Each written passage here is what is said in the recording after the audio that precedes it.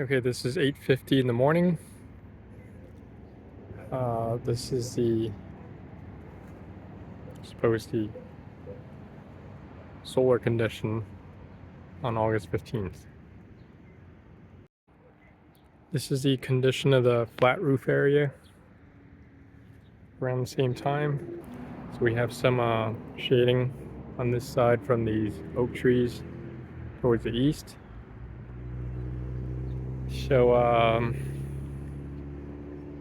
just kind of doing field reconnaissance on where we're going to put the new panels temporarily before the gazebo back here is done. And as it is presented right now, this is putting out 400 watts of power at the moment, which is not bad. I wasn't expecting that, given all this shading.